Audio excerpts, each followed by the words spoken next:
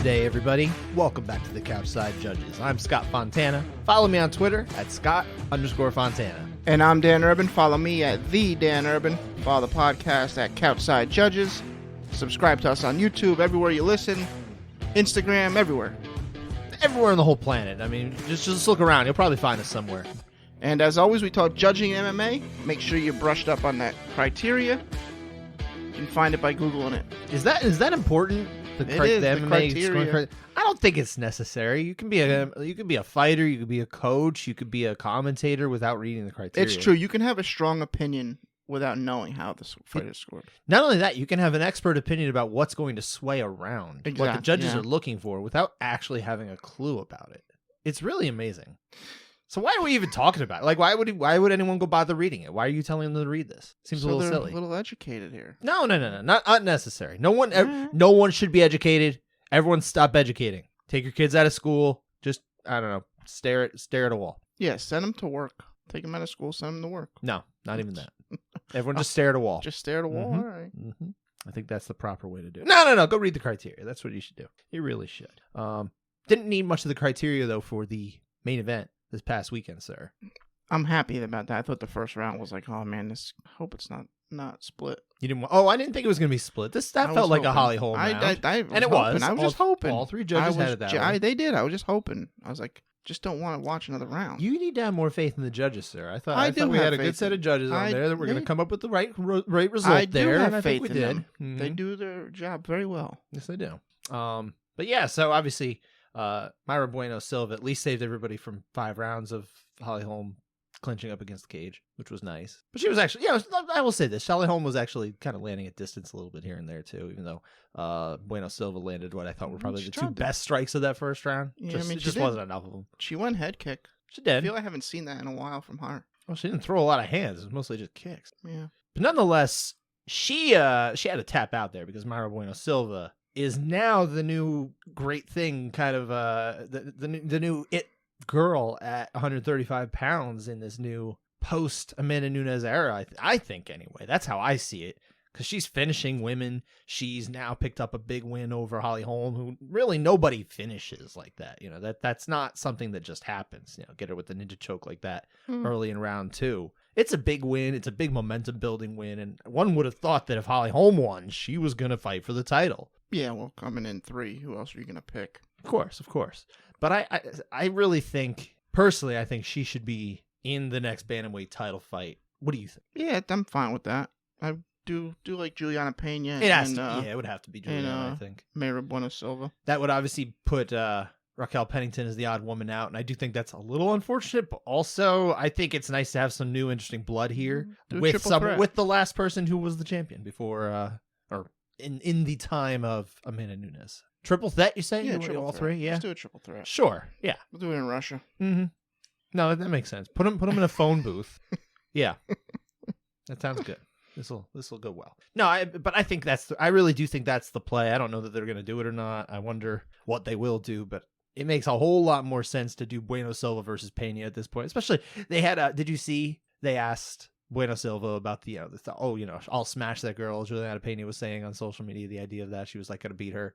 And then she just like legitimately just laughed. Like, I think I did see it. I don't remember really. I remember her laughing.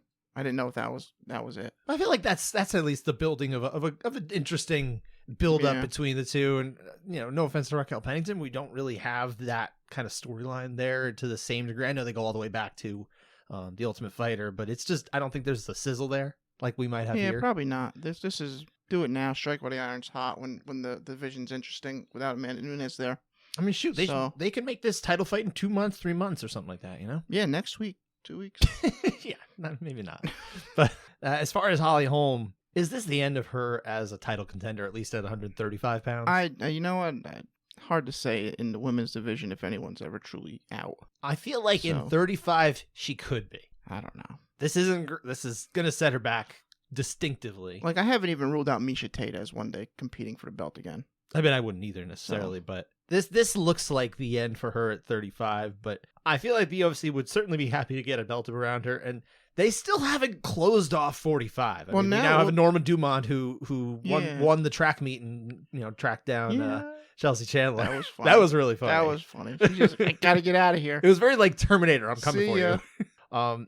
Unless they're going to let all the 45s go, like let Chandler go, or unless they come down to 35, let Norma Dumont go. I wouldn't be stunned if they tried to put together Holly Holm against Norma Dumont for the title at 45. That wouldn't stun me. Yeah, I mean, well, 45 is completely deleted from the rankings page. It is. So, They finally got rid of it. It's completely gone. Oh Yeah, no! So I don't know how much that reads into things, but I don't know. But they do have to figure that out, because if they're not going to have an actual division for these women, they should let Norma Dumont go. Let her go potentially fight Cyborg. Let her go potentially compete for $1 million in PFL. Give them a chance to go somewhere where they're actually going to have something to compete for and against other women in an actual division. yeah, You know? something to fight for. Yeah. Maybe do the same for Holly Holm. They can let her go somewhere too. I don't know. And I wonder if Holly Holm maybe this could look at the landscape and say, maybe it's not worth it anymore. But you never know. She'll sort that out on her own. What about Jack Della Maddalena? Because I think that performance, as much as we were, probably most interested in, you were definitely most interested in him this weekend, but it wasn't the strongest performance, especially early on. He obviously managed to get it together and get the win. We'll talk about that first, because that is when we go into contested rounds, that is a split decision. So we'll get into the who we thought actually really won the fight or really won the round, that kind of thing. But did his performance, his overall actual performance, his fight IQ, that kind of thing, did it change the nature, or did it change your perception of him and his ceiling? No, he's like 26. His ceiling's very high. But do you think that that fight Like IQ maybe was a little troublesome? Well, That's here's kind the of what thing. I'm talking about. Here's the thing. I know I got into it with Gary F from on Twitter. Oh, you did? I didn't see. About diving on guillotines. Oh, yes, that's right. And I was like, I mean, I still think he dove on it because he thought 100% he's going to get it. But also, I see his point. Like, this is a stupid move. It really was a stupid move. Really almost cost him the fight. Yeah. So I think it's more telling about Bassil, Hafez. Bassil Hafez, yeah. Yeah, that hungry dogs run faster. Hate to use a Jalen Hurts quote, but that's the truth. The guy came in nothing to lose, and he really put it out there. And he had a great performance. Definitely earned himself another fight for sure. And I think it was just Maddalena wanted to fight so bad he didn't care who it was, didn't care what it was. And he's kind of lucky he escaped with a win. So, but he had to be more disciplined than that. That was kind of the bigger. That was for me. A lot of people. The big takeaway was like, how could he be so undisciplined, knowing where he's better off taking the fight? He probably got caught up in the moment. I'm the biggest favorite on this card. I'm gonna go out there. I'm gonna finish him, and I'm gonna showcase something that you haven't seen. Maybe my grappling or something. Just gonna choke you. I don't know. I feel like at some point you realize, wow, this guy actually likes to grapple. Maybe I shouldn't grapple. You might just leave that alone. I can hit him really hard. Maybe you just black out. You go on autopilot and you just start. I don't know what it's like in there. No, of course. Neither of us, I especially, will never know. So you can only criticize so far, of course. But it's very few and far where you don't have a couple stinkers throughout a great career. Sure. So.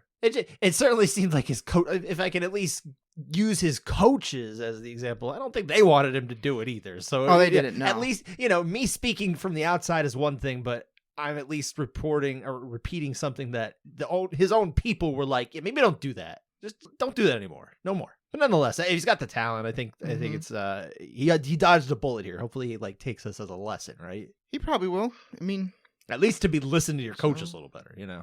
Trust in the voices that are coming from the corner. They're trying to give you some good advice. Also, I mean, he's ranked. I would stop taking fights that don't push you forward. So, but I think you want someone to fight 4 times a year. That's the only they can do. I do want someone to fight 4 times a year, but it almost felt like he wanted this fight because he traveled from Australia, and he's like, I'm not coming here for nothing. I think that's Give exactly me what he wanted. Yeah. So I don't know. I think that may be something to look at. But that's something you could respect. Oh, I respect it a ton. But maybe I don't say it's smart. Yeah. But I respect it. All right. And I want you to keep doing it, but it's not smart. Keep doing the dumb thing there, Jack. Listen to Dan.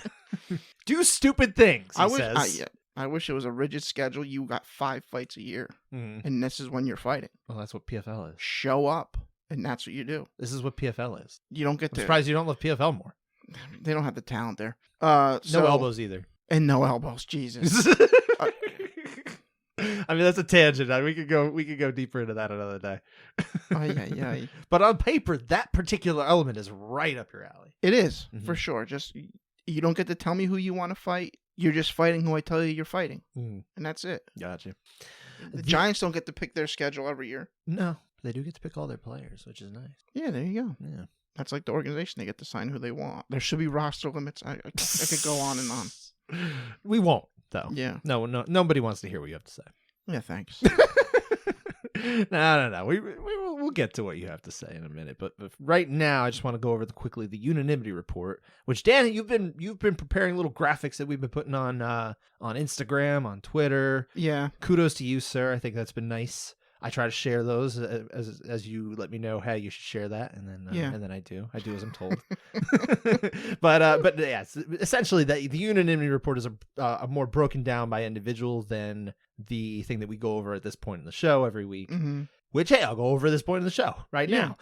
18 out of 27 rounds, a lot of rounds here, by the way, 'cause tons of decisions early on, were unanimous among the judges. So we were at 67%. Just under the typical rate, and it was not heading that way for a while. A lot of disagreement on the prelims, but then later on we got a lot more stability. I think but really part of that was just the fact that 4 of the rounds that they disagreed on, 4 out of 9 were 8-9 splits. So we're not talking about who won or lost the round. We're really just talking about degree. And also, the level of fighter on this was lower. It was exceptionally lower. Like yes.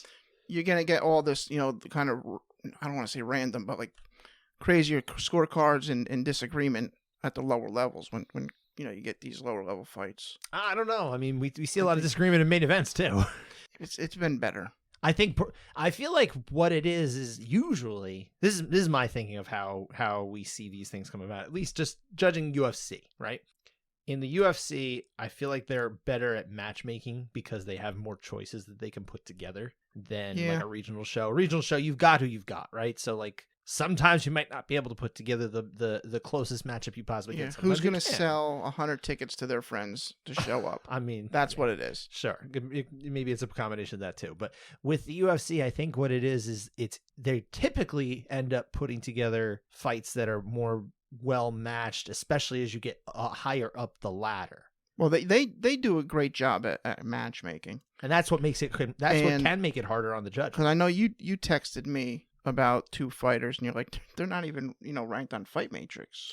No. It's that they were in the top 550. One of them was like 582, and one was 700. Okay, yeah. So, but somehow Mick Maynard or Sean Shelby, whoever put this fight together, it turned out to be a pretty good fight. Like they knew they would work, so they do a good job. But it's just like, did we really need that fight on a UFC card? But that's the thing, is like a lot of these fights that we're getting now are sub UFC level when we really comes down to it. These are fights that they wouldn't have put on 10 years ago in the UFC. That would have been below them. That would have been something that, hey, maybe we see how these fighters do on the regional circuit and then we get them. Now they're like, well, they're cheap and they take up space on the card, so let's get them. Yeah. Maybe we'll hit strike oil. Maybe get a little lightning in a bottle. You never know. Exactly. It is unfortunate, but again, nonetheless, it started out a little rougher with the percentage, and then it moved much smoother as we go. It all balances out. At the end, it all balances out. That's what we have here. And again, we didn't have a whole lot of as much disagreement on the round winner. It was really a lot of debates about what was an 8 and one was a 9. We'll get to those, but before we do any of those, we are going to start with, again, our friend Jack Della getting the win over Bassil Hafez. Split decision, 29-28 all around. We had Hafez won the first round. We had Della Maddalena won the third round pretty big. He was I thought he was trending. I scored an 8. No, I didn't. I thought it kind of turned off about the last minute and a half. It like very much stalemated / you actually saw some signs from Hafez. And I thought that's what pulled it back from an 8. Okay. So I think that I felt good with a 9, but it was trending to an 8. That's how I saw it. All right. So we're talking about round 2 is the actual split deciding who wins this fight. So Dan, what's happening in round 2? JDM landed good strikes on the feet. He had Hafez in a bad way. Probably mix of damage and exhaustion, but it still wasn't a good visual. Hafez was tagging JDM with a couple shots. It didn't seem, to be that effective, although Jack's face is kind of get a little beat up there. Seemed like Jack is probably on his way to getting Hafez out of there, or cruising to win the round. No fuss, no disagreement, no nothing. But he jumps guillotine again. And this was a particularly bad one. Easily escaped. I don't even know if you can even count a guillotine. It probably doesn't count as more a like true a guard defense. It's more of a guard pull. Yeah. Although at some point DC refers to this as, he gets the takedown when he's looking back at how he got there. It's like he forgot what happened. So that also played a part in my scoring. Like it got there because JDM pulled guard essentially. Yeah. Not because he got taken down. Mm-hmm. But he spent the final 2 minutes there on his back eating intermittent strikes. The most noticeable were really those shoulder strikes towards the end of the round. A couple shots to the body, nothing that big. I do think what JDM did on the feet was enough to win the round, but I can kind of see how Hafez could win it. He wasn't, because he wasn't shut out on the feet. I still like it for JDM 10-9. I like it for JDM. I do. I think when we're really talking about the damage here, the damage is coming from Jack Della in a much bigger way than anything that happened grappling wise coming from Hafez. I do see how you can get there. I totally can. Sal D'Amato was the out judge here. Gave it to Hafez. I don't have a problem with it. I really don't. But I like my score here. Yeah. For Jack Della. I think just based on my understanding of the effective striking and grappling, I thought this was a more effective striking round on the whole. When you encompass everything, I thought that it was Jack Della. I think the right person won here, even though it really didn't feel like a great win. It just felt like hey, he kind of figured it out eventually and he got the win. But I wonder. I didn't see if Anthony Smith or Justin Gaethje had opinions after the decision was read.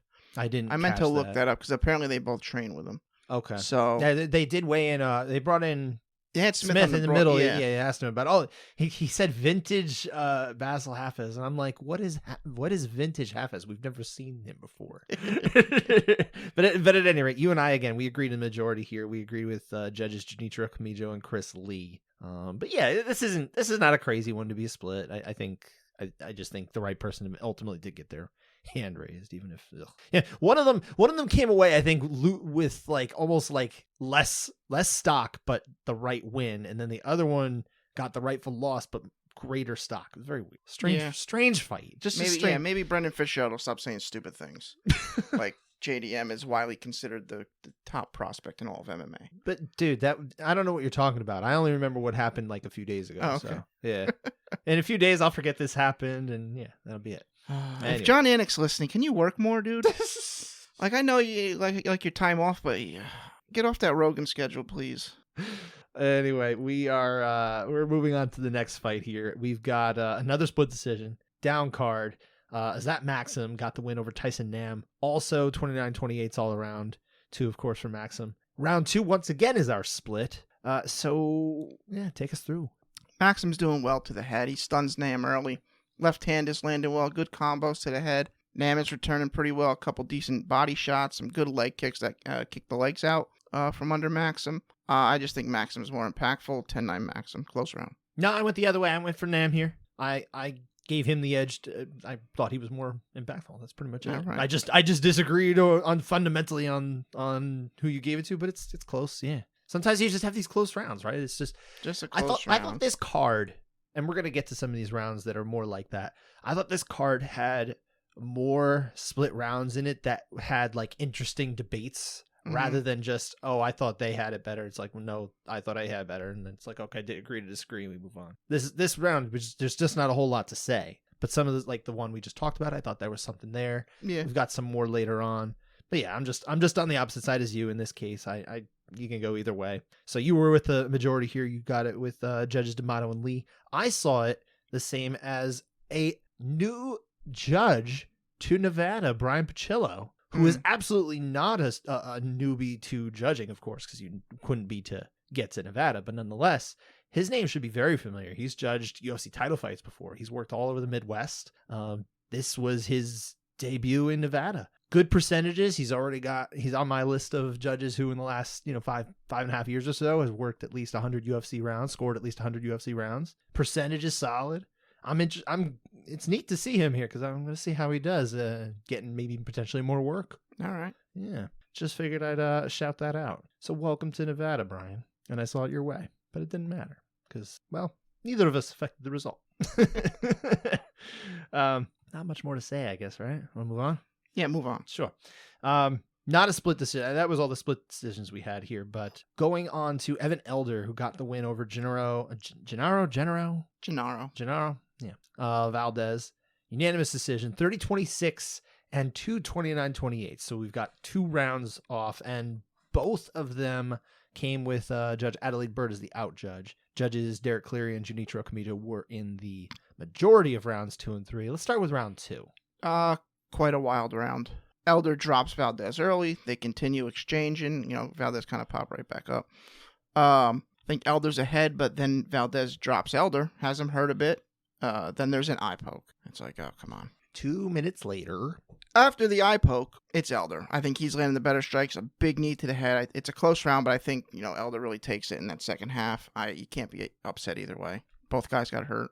A wild round. Yeah, no, I agree. I didn't go the same way as you, though. You had it for Elder. I had it in the majority for Valdez. I just thought that the higher degree to which he was able to hurt the other opponent, the Elder here, was kind of a difference maker. I thought he was like really hurt, as opposed to, okay. he tagged him. It's not like he didn't get tagged, Valdez, obviously, but I think there was a difference to the level of damage that was dealt immediately with those strikes. So that's why I went that way. But I could see it. I mean, it's really not that hard to get the other way, I don't think. So no problems with you, sir, or Judge Bird in this case. But I went with Judges Cleary and Kamiji. About round 3. Yeah, Elder stuns Valdez early with a jab, and throughout the round, he's landing good shots, good rights over the top, good jabs. Valdez's face isn't looking great. Very, very red. Some blood. There's only one way to score this, and that's for Elder. I just think there really wasn't strong dominance or duration. I think it definitely has the damage, just not the kind of damage, to get the 8 on its own. I do think Valdez had a fair amount of his own offense to earn himself a 9. I'm not going to get too upset. Elder definitely won the round hands down, and I'd probably give this an 8 in our CSJ scoring, but yeah, here it's just a 9. Yeah, I thought the problem here was just there was a lot done early and not nearly enough done the rest of the way. That's what it came down to. It's just it's hard to get a 10-8, I think, without doing at least like an extreme amount of damage at some point. And if you do it 4 minutes ago, and then we've got to write down the number, but there was not much in between. It's like, I mean, what are you going to go with? I feel like a 9 is an easier score for me to give. But yeah, I mean, there's certainly damage there, so I can see it. And damage, of course, is the one that's the premium is placed upon. Yeah. So I don't know. I feel like there's still things that we need to actually get written into the criteria. Yeah. Now we could get that done. Let's just rewrite it, guys. Let's think about it. Scott's gonna write it. I'm gonna write it. Sure. I think that's it for this fight, right? Anything more to say? No, that's it. Now let's move on to another early prelim fight here. Alexander Munoz got the win over Carl Deaton. Unanimous decision again, 30-26, 30-27, and 29-28. So once again, we have 2 rounds to talk about in a unanimous decision victory for Munoz. Let's start again. Round 2. Well, this fight just continues to suck. The first 2 rounds, they're just terrible. Deaton is finally starting to land a bit heavier than he did in round 1. He continues to have the volume edge. Munoz, did actually pick it up a bit. It's not like he just threw like 6 strikes like he did in the first round. He did land a couple heavier shots, but it's not enough for me. I like Deaton. Terrible fight. Really can't care any less. 10-9 Deaton.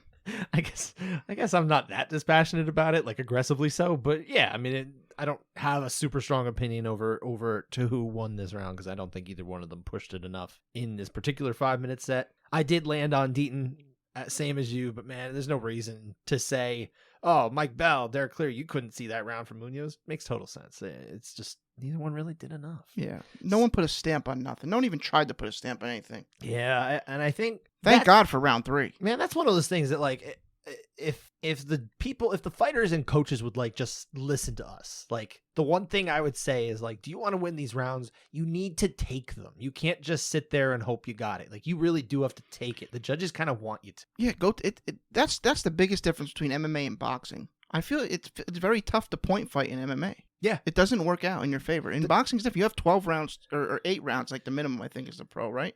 8? I don't know. They do 4-round fights. Yeah, but that's usually when you're first starting. Yes, but true. These big, you get like 10, 12 rounds. It's like you got plenty of time to do your thing. Ring generalship. It is an actual thing. MMA, you have 3 rounds to go win a fight. Just try to win it. Yeah. And I mean, that was the one thing that I feel like people completely miss about when they did rewrite the criteria back 7 years ago. What is it, 7 years ago? Yeah. Is that it was geared toward people who want to inflict damage and finish the fight. It actually is built that way. If you're getting closer to finishing the fight, you are more likely to get the round. It's just the way that the words are structured. And no one seems to really get that. And it almost seemed like there was pushback. Like people would be upset that it doesn't reward aggressiveness anymore. It's just like, but what do you want? Do you want Diego Sanchez to win fights by walking people down and getting punched in the face? Is that what we want? I honestly wish that would just get stricken completely from aggression and control are almost useless. No one ever uses them anyway. At that point, it's really not that big a deal to just score a 10. In my opinion, this is my opinion here, strictly. But I don't see why. Talk to any experienced judge. Almost none of them are going to say, yeah, I got to the second level of criteria. Ever. Yeah. Ever. It just doesn't happen. I'm not sure who that one guy did. Well. And Rafael Fiziev, right? Well, yeah. In Texas? Okay. But you had a key word in there. You said Texas. Yeah, my bad. Yeah. And was Bobby Green and Fiziev? That was the fight? Yeah. Yeah. Because he scored the third round for Fiziev as well. Even though, and yeah, numbers don't necessarily mean anything in on their own. But the fact that Bobby Green ran up just a remarkable total in also damaging Rafael Fiziev and still lost the round on that card because it had to go to the second criteria because it was tied. Like, get out of here. Get out of here. That is an excuse. That is an excuse. I'm not trying to pull up old old wounds or old rounds and that kind of thing, but it was such an excuse. It was so stupid. I don't know how we got here. How did we get to this tangent? Oh, we were talking about saying take the round, and nobody took this round. Yeah. But anyway, either way, you and I still ended up in the same place with the out judge here being Sal D'Amato, but he's not the out judge, not anymore, because now we're on his side. And what does that mean for Judge D'Amato? Couch side override. Gonna airmail that one. Just send it. Yeah, I hope it gets there. Man, it's just the postal service. It's just not what it used to be. Not when my grandfather was delivering letters. I tell you, he'd go door to door. He'd make sure that the couch side override would make it. May he rest in peace. Round 3, sir. Yeah, Munoz drops Deaton right away. Finally, something happens. Swarms, and he's landing heavy shots while Deaton's turtled up. Good knees to the ribs. I really love this. I wish more people would do this. Just batter someone's ribs with their knees. It's awesome. But that's only for like 90 seconds. The final 3.5 minutes, it's Munoz really just hanging on Deaton, not doing much. And then the final 30 seconds, they do get to the feet, and I do think Deaton gets some decent offense in there. Damage high, not disputing that. I just wish we had something more during that round. I'm fine with someone saying it's an 8, though. Yeah, I can see. I mean, this is definitely higher damage than the other 8 that we spoke of, right? I think this one's closer to an 8 in my book than that particular round. But in this case, I agreed with you. I saw it as a 9 for Munoz instead of the 8. Judge Mike Bell was the one who scored the 8 again. He's always the one with the more likely chance to give it the 8 but statistically speaking, just by numbers. But I could see how I get there. We just happen to agree with Judges Cleary and D'Amato here, so that means we had the exact same scorecard actually as Judge D'Amato, which would be a 30-27. Okay, yeah, I think for most 29-28. Yeah, what am I talking about? Most of the night, I think I was in step with Sal. Okay, most of it, I'm pretty sure. Well, good for you. Because I was doing the thing throughout the night. The thing throughout the night. Yeah.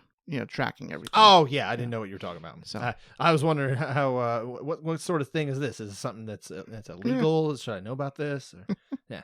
No. So, that was it for that fight. Moving on to another prelim fight. Melquizael. Thank you. Melquizael Costa. That was DC's pronunciation, by the way. He got that? Did he nail it right? Yeah. He almost makes me think it's not right. Joe, whatchamacallit, the announcer, Joe, Rogan? No, the announcer. Oh, Joe Martinez. Sorry. Yeah, he said it the same way. Okay, I would trust his pronunciation. Yeah, absolutely. Melquizael Costa got the win over Austin Lingo. Another unanimous nod, 30-26 and 2 30-27s. Round 3 is where we're talking about the degree of victory for Costa here. So let's talk about it. Yeah, the really only one way to score this, and it's for Costa. He is landing really good on the feet. Lingo's firing back. He's getting a couple through, but it's definitely Costa. Great body and head kicks. However, Lingo doesn't appear to be that hurt. There's definitely some decent damage there. Then, the fight hits the mat. Costa's dominating him positionally. He's got a good rear naked choke for like a split second. He's winning all the scrambles. Ends the round in a shallow darce. I didn't think it was that tight. I can definitely see how you get an 8 here. I just needed a tad more. But, really no issue at all. In fact, I did score round 1 of this fight a 10-8. Because I thought the damage in that round was higher. The body shots were quite visibly damaging that round, but, no issue. Boy, your 8s have been all over the place. You're talking about several rounds the judges didn't see as an 8, and you saw as an 8, and then a few that, in this case, you saw as a 9, but we had judges who saw as an 8. Yeah, well. Dan going rogue. Just see it differently. I know. If you watch round 1, the body work Costa did to Lingo. Like, Lingo was visibly like, ouch. If he wasn't so tough, the fight be over. I'm teasing, so. Of course. I did see the same way as you. I think, it's not crazy to go the 8 here. I did go the 9. So we both agreed with judges Camijo and Pachillo. It was, again, Judge D'Amato who was the 8 on his own in this case. But yeah, fine. Not crazy. No, not crazy. It is just crazy to me how many 8-9 splits we had tonight. It's just been so long since we had so many rounds that the judges were even putting down a number. Any judge was putting down a number. Yeah, I was throw off all the numbers for the year. I'm pretty sure someone on Twitter had the Oprah gif going out. You get an 8. You get an 8. I like it. I like it. And of course we'll talk about this shortly. There was a unanimous 8. Yes. But we still got a couple rounds to do, a couple more fights to do. Starting with the Iron Turtle, Jenny Park, who got the win.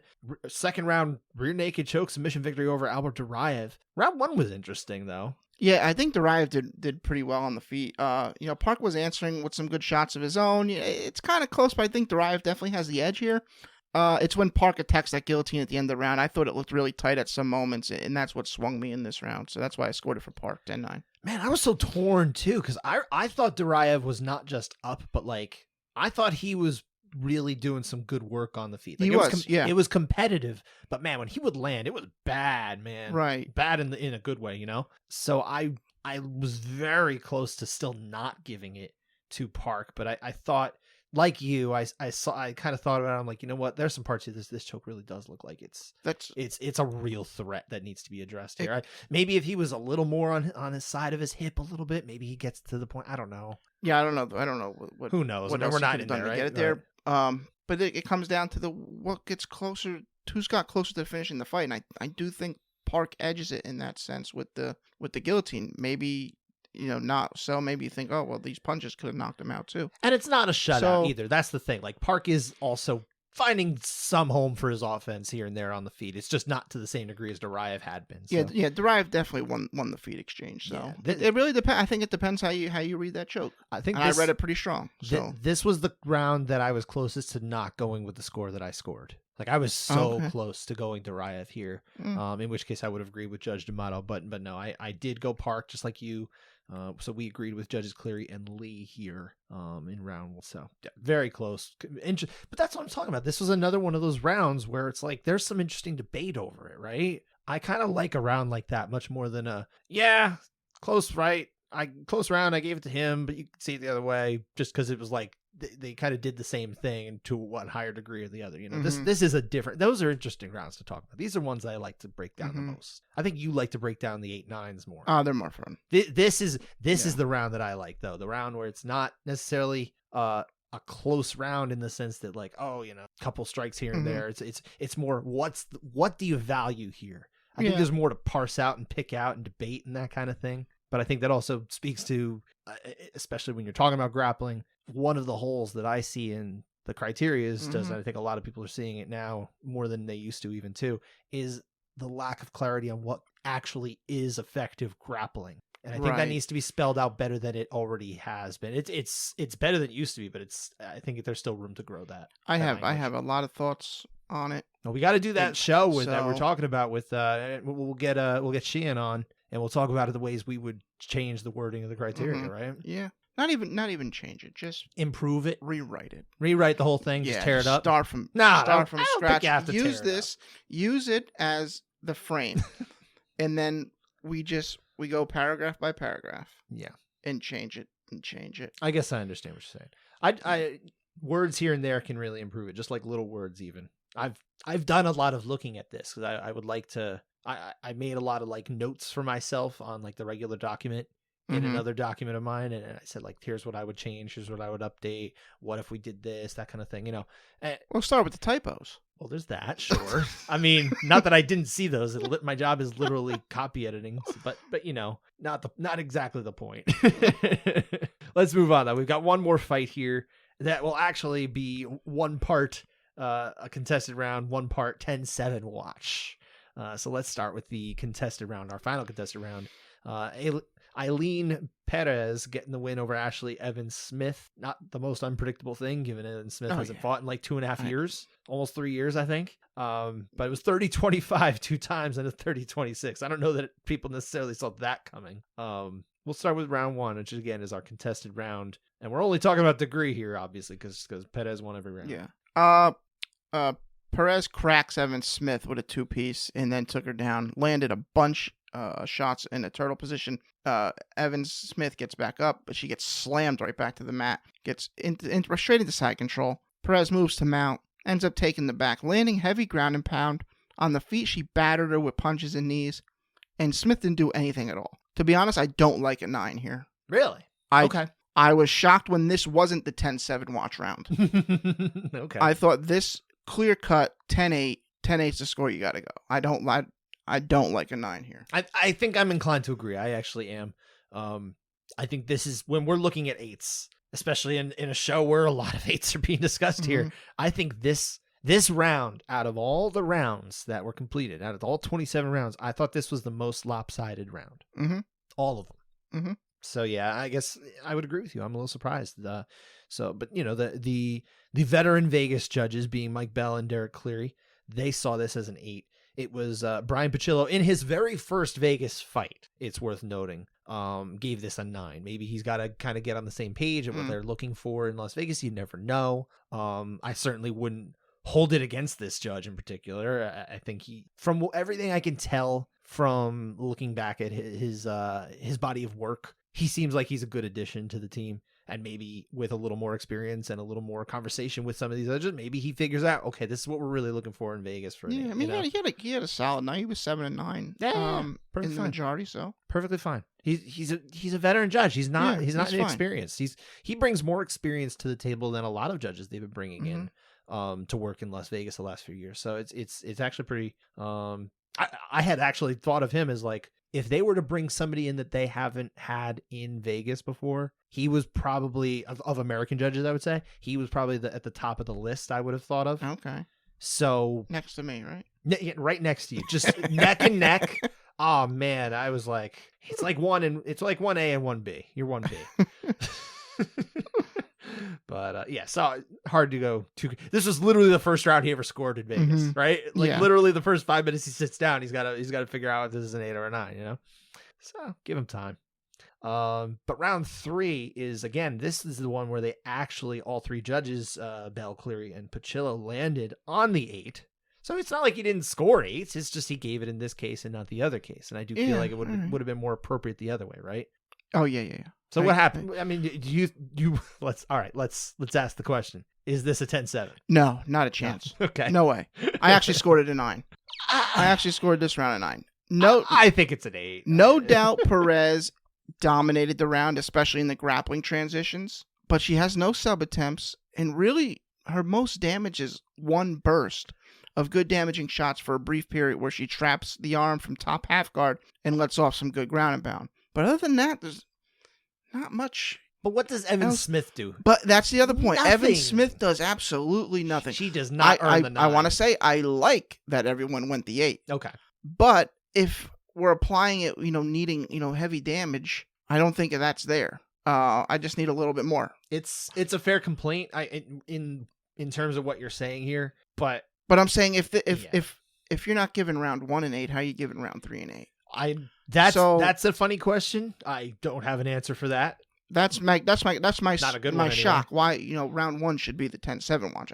I think, so. Which it isn't. So one would think that the right way to go is yes, let that one be the 8 and this one be, if you're going to be on the fence, this is the not, this. Yeah. If you're going to rank the rounds, put it that way. Right. Degree of victory in the round, it goes 1, 3, 2, with 1 being the top, I think. Okay. Yeah. So, but again, this is we're picking nits here. Yeah.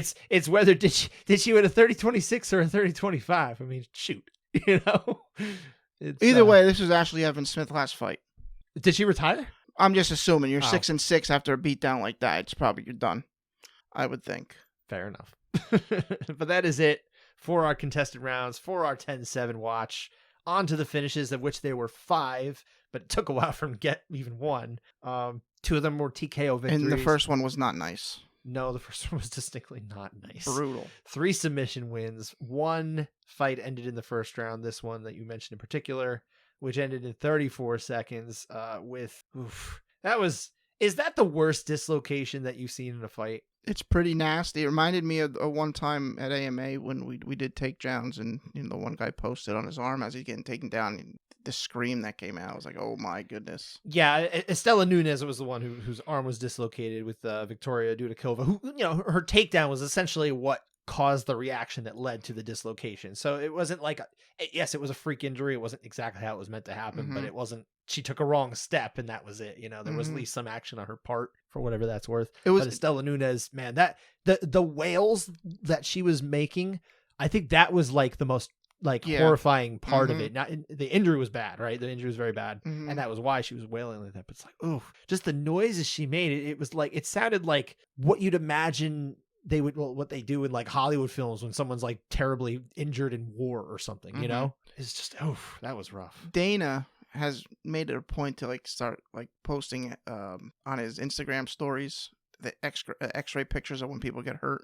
Sure. This one was kind of funny, but because he posts the dislocation of the elbow, and then like an hour or two later he posted the X-ray after he put it back in place. He goes, "It's back in."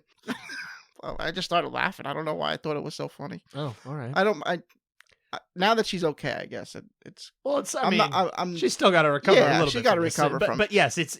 Hopefully there's no ligament damage and that kind of thing. Because a dislocation can come with other stuff. That's the way it came off to me. It was like, oh, crisis averted. It's back in. And he posts the X-ray of all good. See you later. Of an elbow. Fair enough. That's back. Yeah. I get it. Yeah.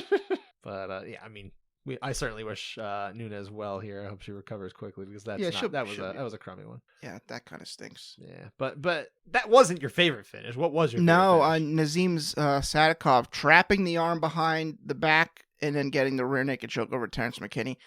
To me, this is a sub of the year contender. Okay, it's kind of crazy that Terrence McKinney could be on the wrong side of both the knockout of the year and the sub of the year contenders. That would be unfortunate. But I think it's super high level the way I don't think it was just dumb luck that McKinney's arm was trapped completely behind his back. Sure. So I think one of the top rear naked chokes that I can recall. Well, even if it was quote unquote dumb luck, right? Like that's still taking advantage and being creative in the moment. I think on Sadikov's part. I think no matter what, you got to give him credit. Sure. Yeah, for sure. A lot of what's great about jiu-jitsu is like the creativity that you can find in it. Like there's there's a guillotine, but then there's like a billion different ways you can do a guillotine. Yeah. Like it's really fantastic. That's why I still love like grappling, man. Well, yeah, it's just cool. One of the best grapplers, my honorable mention was Gary Tony. Got a sick knee bar. He's a Jersey guy, right? Yeah, Tom DeBlas student, I believe. Yeah, I think you're right. South Jersey. Yeah. Obviously over at 1, that was fantastic too, and that was a weird fight too. I didn't see the whole fight. I just saw the highlights. Okay. Gotcha. Anyway, my favorite finish of at least from the UFC was Mayra Bueno Silva, of course, sneaking in that little ninja choke. I like that. Yeah, probably training with Dan Miller. Yeah, probably. Yep. Just the fact that she was able to take what Holly was giving her right there in that moment, and I feel like that's something that you can probably game plan too, because Holly does find herself in that position a lot lately. She's doing a lot of this, clenching at the cage and giving her neck, and it's like eventually somebody was going to take advantage. She was kind of like, and like the panic starts setting in. Yeah. And then she's like, tap. I wasn't supposed to do that. She was tapping with the wrong hand. Like Keith Peterson was on the right side watching her face and everything. And then she's tapping behind the back and he's like, stop it. Yeah. What are you going to do? I mean, it's not thinking about that. She's just like, tap, tap, tap. Stop, please. But yeah, Bueno Silva, I just love that she's very opportunistic. She's looking to finish fights. She's not a grinder or a point fighter in any meaningful way whatsoever. I think probably there's times where it just gets to a decision. I think she probably just runs out of time, but I like the way she fights. I think she's the type of fighter people like to watch. So I do, again, hope that she would be a part of the next championship opportunity at 135 pounds. I really do. Mm-hmm. I think that'd be a total missed opportunity if they don't do that. I think that would be a really bad idea. But we'll see what happens, right? And that was it for that card. That's it for the weekend. That was a terrible card on paper that ended up being, especially a pretty interesting set of, I think, main cards. Yeah. The main card was at least entertaining. I think the thing is, when I see these bad cards on paper, I just expect to be, Well, sure, everybody does. Expect that it's going to be good. Yeah. Oh, you do. I see what you're saying. Yeah. Like, you're conditioned at this point to think it's going to the other way. Yeah. Fair and it kind of, wish it wasn't that way. I think even outside of the fact that, yes, most of these fights, a lot of these fights really were just, I guess you can't fault them too much at this point when they got Jack Della matched up against someone who's, probably 100 spots in the rankings behind him. They missed out on doing the right thing last week and putting together maybe him and Kevin Holland, but we're here. We got what we wanted, and it was actually at least an interesting fight, right? Mm-hmm. But it was not great matchmaking. They almost knocked off a total contender that they are a blue chipper, the best prospect in the whole sport, right? According to Brendan that's Fitzgerald. what I forgot. I don't know. It's been a few days. I actually forget if that was said or not. Brendan Control Fitzgerald. But that is it. That's it for the weekend. We are now looking ahead to not the UFC Apex on a fight night or fight afternoon. Well, fight afternoon. We'll call London. it fight afternoon. Foggy London town. Yeah. Getting a card. 3 p.m. Eastern time. Main card starts. So that's why I'm calling it fight after. But it's UFC London and Tom Aspinall back almost a year to the day from when he was last in there and tore up his knee. Unfortunately, in that fight against Curtis Blaze. That was really that's what I'm talking about. That's a fight where it's like, man, really unfortunate. Nothing happened. That is just it took a bad step and it was over. You know. Stinky. But Tom Aspinall's in there against Marcin Tybura, who's got a lot of momentum here. You're not into this fight. No, because I think Tom Aspinall's going to run through him. It's going to be a horrible fight. It'll be great for us because we're not going to have to score any rounds. But it's just, I think it's stupid. Not a lot of fighters run through Marcin Tybura. Oh, he's getting run through him. He's getting run through. I mean, I can see why Aspinall should be favored here because he has a lot of steam other than, again, that loss. But I think he's probably a fighter that's necessarily is actually going places. I think maybe potentially we're seeing the best of Marcin Tybura that we may ever get in this run. I think Jailton Almeida would have been a bigger test for Aspinall. Well, he would test one particular element, sure, which is the takedown. Yeah. But if you can't stop that takedown, it's like, well, what else you got? And Cyril Gane. Cyril Gane and Aspinall would have been great. I like this fight. I actually do. I think it's a good bounce back fight because Aspinall's coming back off an injury, and it's someone who's still tough and credible. I actually like the matchmaking. I think it's fine. You don't have to. Whatever. I don't like it at all. You're going to watch it anyway. Yeah, unfortunately I am.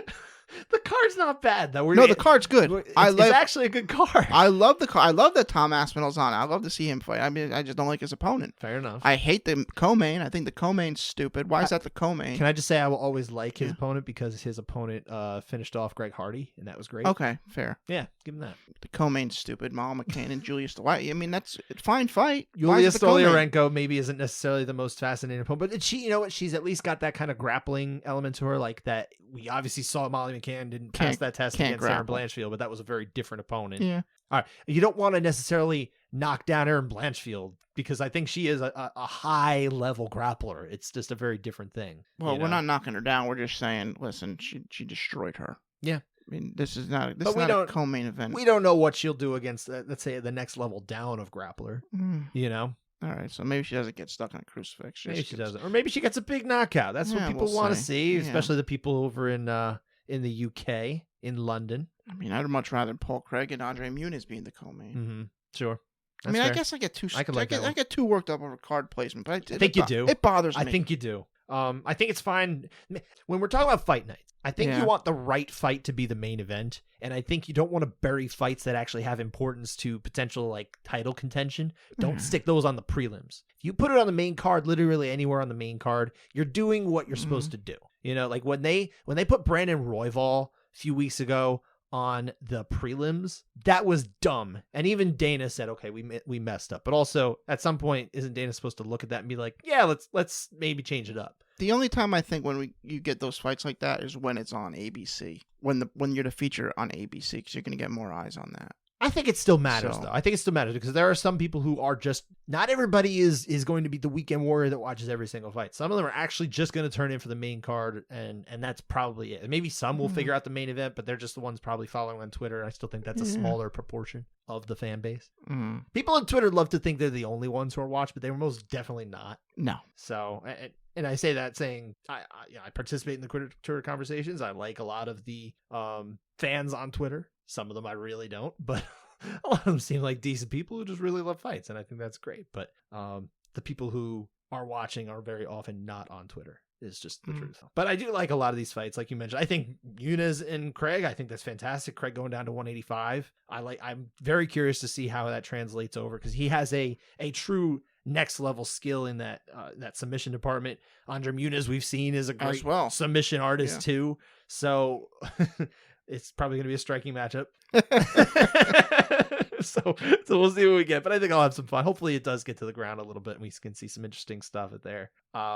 Nathaniel Wood, Andre Feely, that'll be fun. Nathaniel Wood's going places, I think, especially now that he's not doing a deeper cut to 35. Him at 45 is much better. I like a lot of fights on here too. You noted a bunch of other fights, too long to list. Good card minus the main and co-main. Yeah. But I think got Lerone Murphy undefeated versus Josh Kulabau. That's going to be awesome. Sure. Jai Herbert, Farazim. Yeah. You got Brian Barberina way down. At middleweight.